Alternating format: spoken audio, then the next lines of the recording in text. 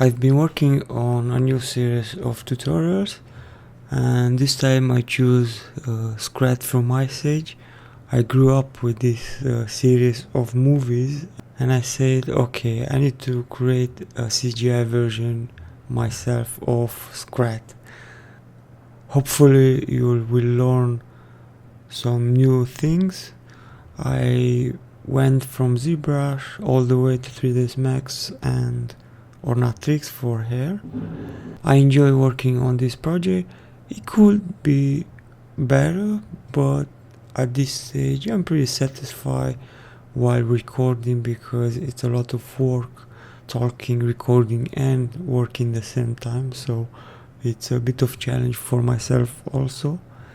While you will see this video on YouTube, I will already upload a new video that will be with Premiere, so we will be able to chat live until the video is on. So again, I hope you learn something new from this series of videos, and thank you for your support. Take care.